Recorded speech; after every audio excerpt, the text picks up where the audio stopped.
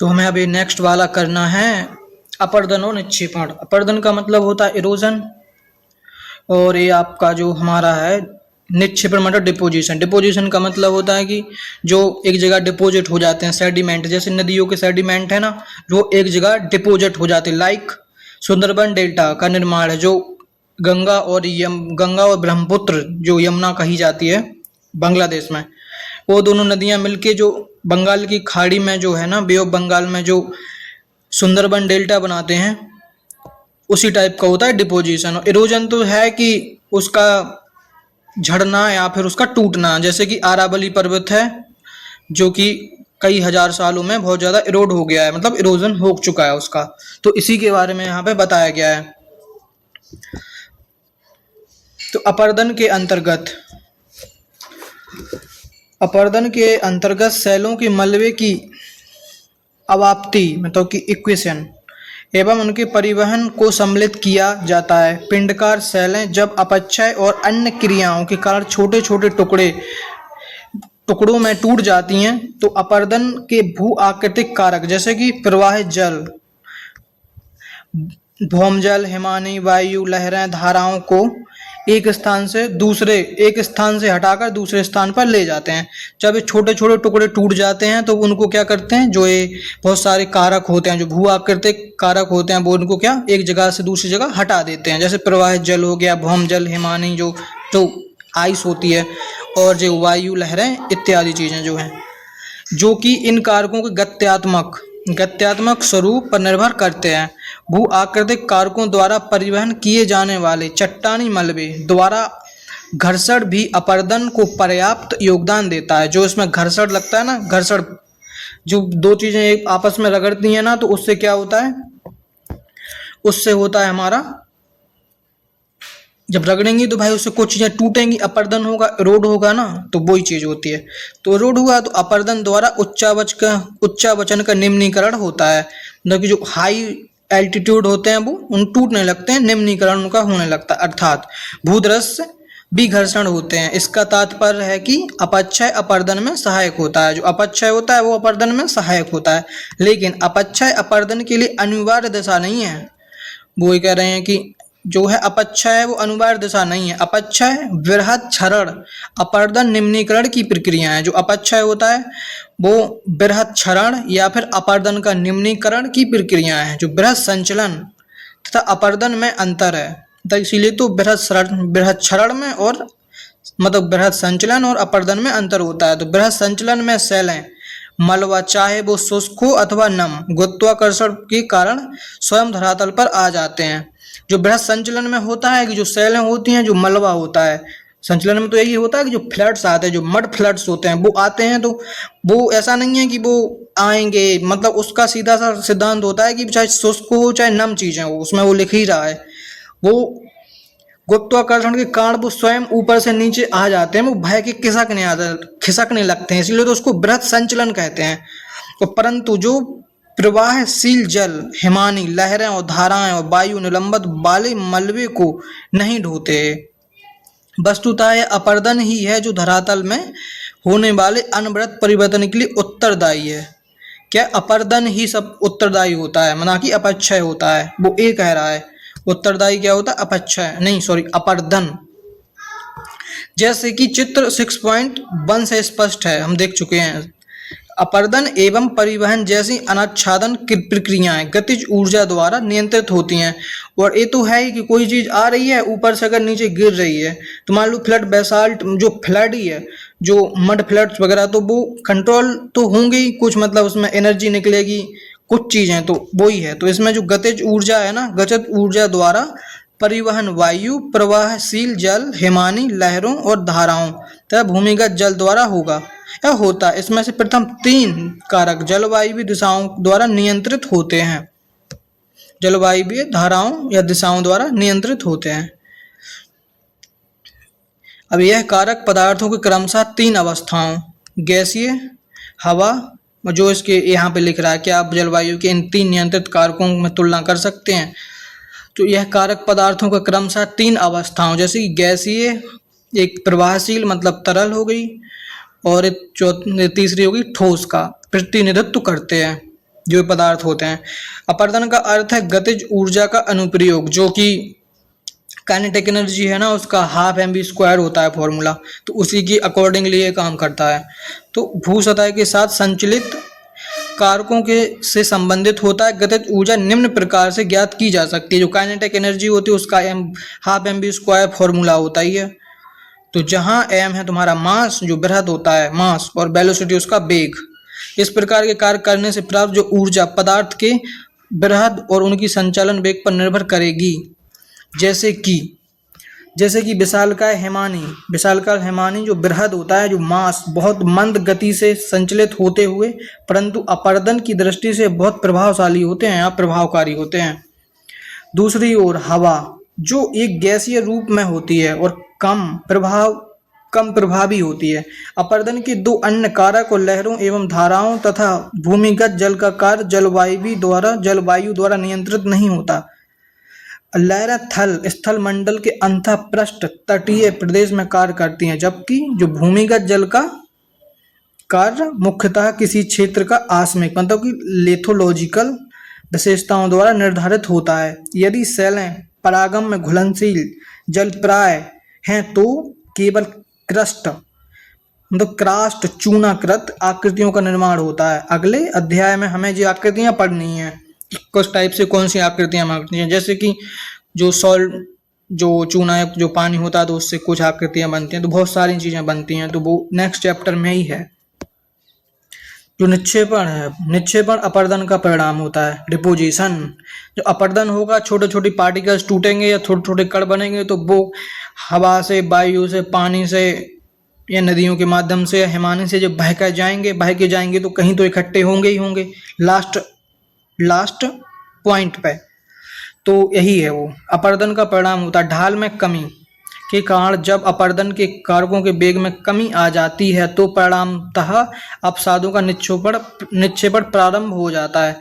जब वेलोसिटी में कमी आएगी मतलब वेग में कमी आएगी, और फिर मास तो जो स्थायी बृहद संचलन जैसे बृहद होता है, तो जब उसके वेग में कमी आएगी तो जो उसका मास है वो कहीं कहीं ठहरने लगेगा छोटे छोटे पार्ट्स में।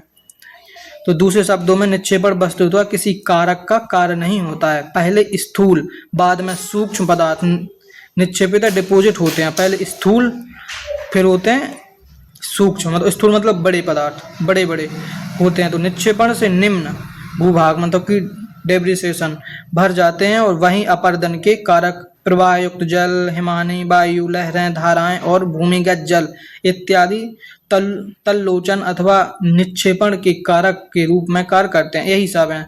देखो जो प्रवाह युक्त जल है लाइक रिवर, हिमानी हो गई, वायु हो गई, लहरें हैं, धाराएं हैं, भूमिगत जल भी है, इत्यादि जो हैं तो कार्य करते रहते हैं।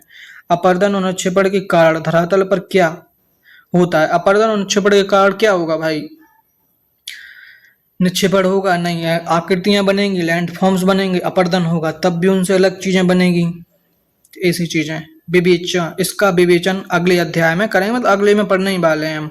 तो भू आकृतियां एवं उनका उद्भव इवोल्यूशन में विस्तृत रूप से पढ़ा जाएगा। अब थोड़ा यह बृहद संचलन एवं अपर्दन दोनों में पदार्थों का एक स्थान से दूसरे स्थान पर स्थानांतरण होता है, ऑफकोर्स होता ही है। तो अतः दोनों एक ही माने जा सकते हैं या नहीं? तो यदि नहीं तो क्यों? क्या शैलों के अपक्षय के बिना पर्याप्त अपर्दन संभव हो सकता है? शैलों के अपक्षय के बिना तो पर्याप्त अपर्दन संभव तो हो सकता है शैलों के अपक्षय के बिना, लेकिन अब इनको एक ही नहीं माना जा सकता है। ये बात है कि तुम 100% रूप से एक ही मान लोगे तो नहीं भाई, अपक्षय अलग है, अपर्दन अलग टाइप का होता है। तो इस टाइप का मामला है। बृहद संचलन होता है कि ये पूरा बह जाता है, जो अपर्दन होता है इरोजन धीरे धीरे कई हजारों सालों में होता है, तो ये बहुत ज्यादा लॉन्ग टर्म होता है अपर्दन। तो जो मृदा निर्माण, अब सॉइल फॉर्मेशन, अब सॉइल कैसे बनती है? सॉइल बनने का एक मेन तो मिलियंस ऑफ ईयर में सॉइल बनी हुई है, तो इसी के बारे में पढ़ना है बहुत अच्छे से। सॉइल एंड सॉइल कंटेंट, असल में यूपीएससी जो ग्राउंड से जुड़े हुए टॉपिक होते हैं वहाँ से क्वेश्चन पूछता भी है। उसको ज़्यादा फैक्ट्स पे या फिर मतलब कि कोई साइंटिफिक टॉपिक से ज़्यादा रिलेट नहीं करता वो, लेकिन वो जो ग्राउंड से जुड़ी हुई चीज़ें हैं उनके बारे में पूछता है। जैसे कि वाटर से हर साल ही क्वेश्चन पूछ लेता है, ऐसे सॉइल से भी पूछ लेगा, और भी ऐसी चीज़ें हैं। तो आप पौधे को मृदा में बढ़ते हुए देखते हैं, आप मैदान में खेलते हैं, मृदा के संपर्क में आते हैं, आप मृदा को छूते हैं, उसका अनुभव करते हैं, आपके कपड़ों पर भी मिट्टी लग जाती है, आपको कैसा अनुभव होता है, क्या आप बता सकते हैं? तो जब लग अच्छा मतलब मिट्टी लग जाती है, उसकी अलग ही सुगंध भी रहती है और भी बहुत सारी चीज़ें हैं उसके लिए। तो नेक्स्ट है, वैज्ञानिकों के अनुसार मृदा धरातल पर प्राकृतिक तत्वों का समुच्चय है और जीवित पदार्थ और पौधों को पोषित करने की क्षमता होती है। मृदा एक गत्यात्मक माध्यम है। मृदा एक क्या है? गत्यात्मक माध्यम है जिसमें बहुत सी रासायनिक, भौतिक और जैविक क्रियाएं अनावरत चलती रहती हैं। मृदा अपक्षय अपकर्ष का परिणाम है। यह वृद्धि का माध्यम है। जो मृदा अपक्षय अपकर्ष का परिणाम है या वृद्धि का, यह एक परिवर्तनशील और विकास उन्मुख तत्व। इसकी बहुत सी विशेषताएं हैं जो मौसम के साथ बदलती रहती हैं। यह वैकल्पिक रूप से ठंडी और गर्म या शुष्क और आर्द्र हो सकती है। यदि मृदा बहुत अधिक ठंडी अथवा बहुत अधिक शुष्क होती है तो जैविक क्रियाएं मंद या बंद हो जाती हैं। अगर ये ज़्यादा शुष्क है या फिर बहुत ज़्यादा ठंडी है तो इसकी जो क्रियाएं हैं वो बंद हो जाती हैं, जैविक क्रियाएं।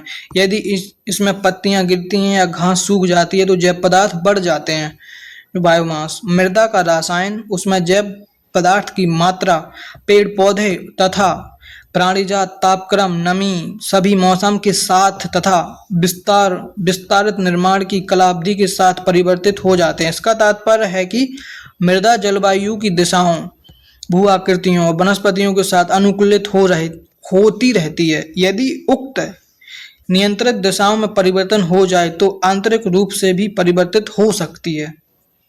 अब मृदा निर्माण की प्रक्रिया मतलब प्रोसेस। मृदा निर्माण या मृदा जनन मतलब कि पैडोजेनेसिस इसको कहते हैं। ये सर्वप्रथम अपक्षय पर निर्भर करती है। फर्स्ट कर दिए कहाँ पे? अपक्षय। यह अपक्षय प्रवार, अपक्षयी पदार्थ की गहराई ही मृदा निर्माण का मूल निवेश होता है। मतलब कि अपक्षयी जो पदार्थ होता है उसकी कितनी गहराई है। सर्वप्रथम अपक्षादित प्रवार पर लाए गए पदार्थों के निक्षेप, बैक्टीरिया और अन्य निष्कासित पौधे जैसे कि काई और लाइकेन।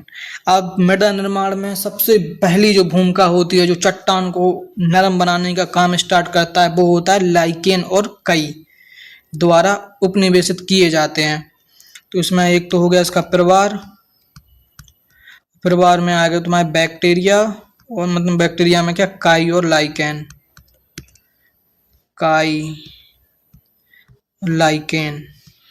ये इन्वायरमेंट में पूछता है कि मतलब कि चट्टान को भी नरम बना, चट्टान पे भी, सूखी चट्टान पे भी उग जाते हैं ये सब काई लाइकेन वगैरह।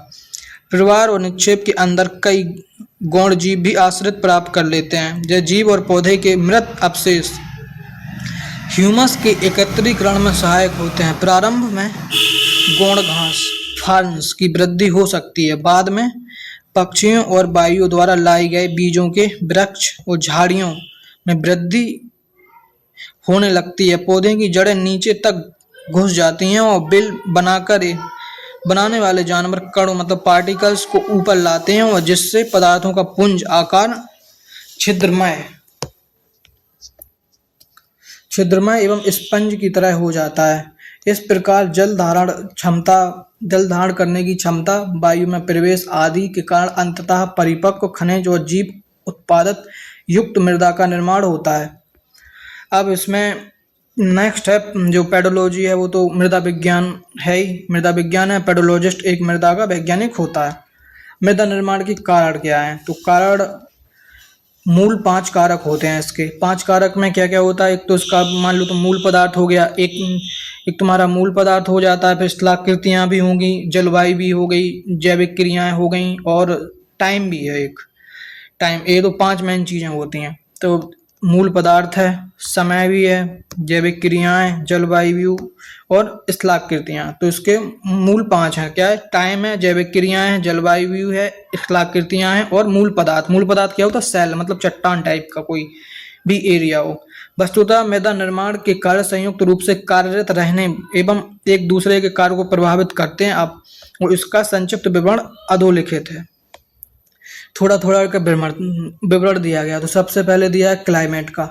क्लाइमेट कैसे प्रभावित करता है? तो क्लाइमेट है जलवायु है जो मृदा निर्माण में एक वो तो है ही महत्वपूर्ण सक्रिय कारक।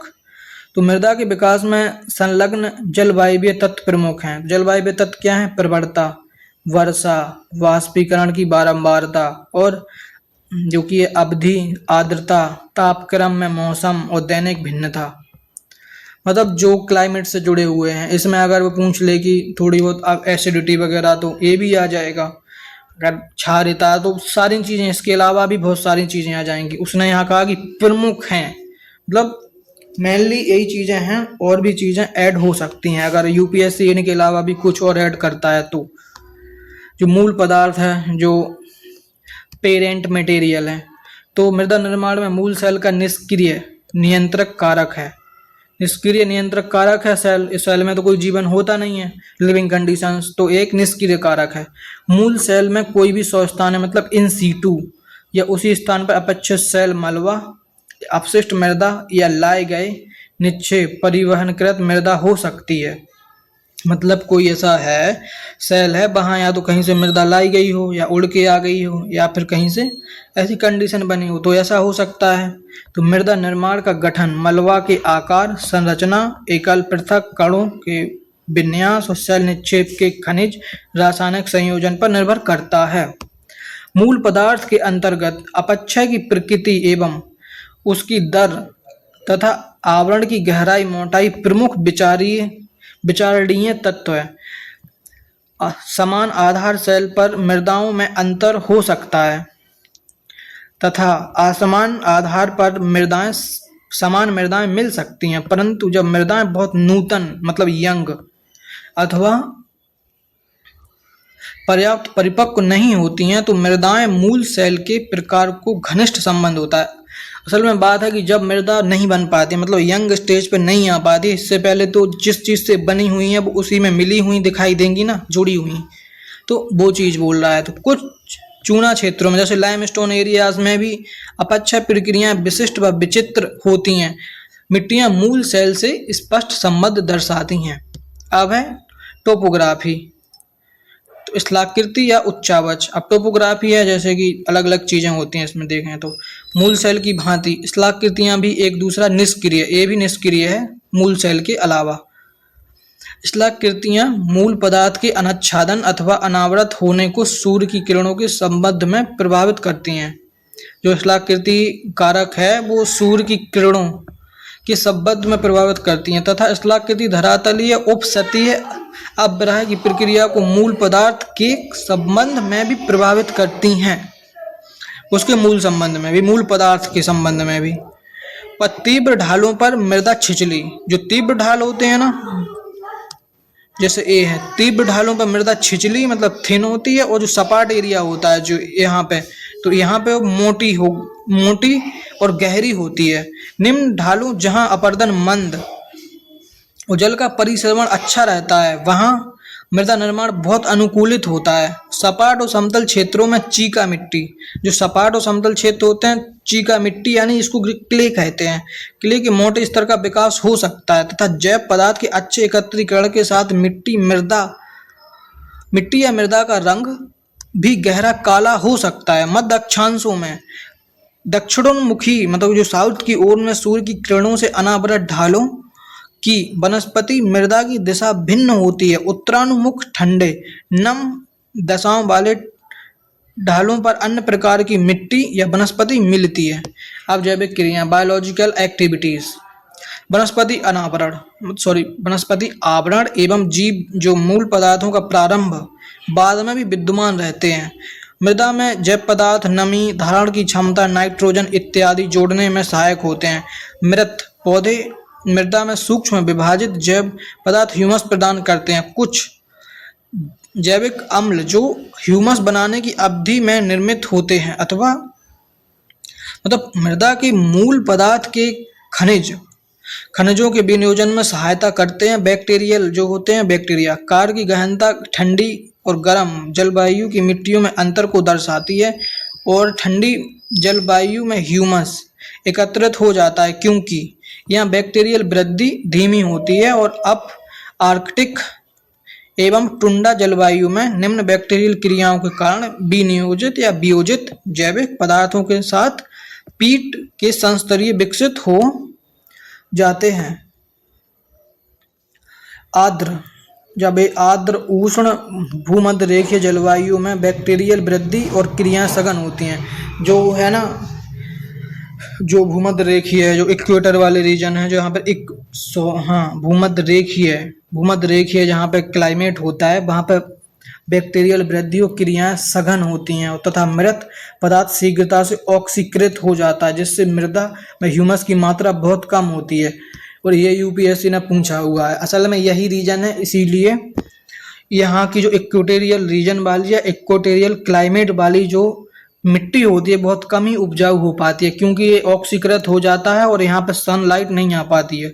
तो यहाँ पे बहुत टाइम में पेड़ ग्रो होते हैं। इसीलिए कहते हैं कि अगर एक बार यहाँ के जंगल काट दिए जाएं तो फिर उनको दोबारा उगने में बहुत टाइम लगेगा।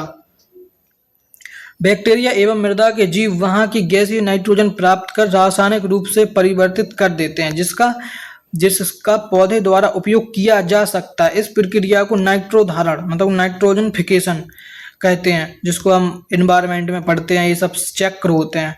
राइबोसियम एक प्रकार का बैक्टीरिया जंतुओं वाला लेग्यूमिनेसी कुल का जो होता है पौधे जड़ की ग्रंथिकाओं में रहता है और मेजबान जो होस्ट होता है पौधे के लिए लाभकारी नाइट्रोजन निर्धारित करते हैं, जैसे कि चींटी हो गई, दीमक, केंचुए, कृंतक इत्यादि कीटों का महत्व अभियांत्रिकी मैकेनिकल सा हो जाता है। परंतु मृदा निर्माण में ये महत्वपूर्ण होते हैं क्योंकि वे मृदा को बार बार ऊपर नीचे करते रहते हैं। तो केंचुए मिट्टी खाते हैं और उन्हीं को वेस्ट के रूप में बाहर निकालते हैं। अतः उनके शरीर से निकलने वाली मिट्टी का गठन रसायन परिवर्तित हो जाता है। अब टाइम मृदा निर्माण में कालावधि तीसरा महत्वपूर्ण कारक है। मृदा निर्माण के प्रचलन में लगने वाले काल मतलब टाइम अवधि मृदा की परिपक्वता उसकी पार्श्विका मतलब प्रोफाइल के विकास का निर्धारण करती है। यह मृदा तभी परिपक्व होती है जब मृदा निर्माण की सभी प्रक्रियाएं लंबे समय तक पार्श्विका मतलब कि प्रोफाइल विकास प्रोफाइल डेवलपमेंट करते हुए कार्य करती हैं। थोड़े समय पहले रिसेंटली निक्षेपित जड़ोल मिट्टी या हिमानी टिल ये विकसित मृदाएं तरुण युवा यंग मानी जाती हैं तथा इसमें संस्तर होरिजन का अभाव होता है अथवा कम विकसित संस्तर मिलता है। संपूर्ण परिप्रेक्ष्य में मिट्टी का विकास उसकी परिपक्वता के लिए कोई विशिष्ट या स्पेसिफिक काल अवधि नहीं है। तो हमें ये बात याद रखनी है यहाँ पे एनसीईआरटी के अकॉर्डिंग की जो मृदा निर्माण की और इसकी परिपक्वता की कोई स्पेसिफिक समय अवधि नहीं होती है। और वैसे कहते हैं कि बहुत टाइम में मिट्टी बनती है, लेकिन ये मान के रखना है कि इसकी कोई विशिष्ट अवधि नहीं होती है। तो इस प्रकार से ये चैप्टर हुआ एंड।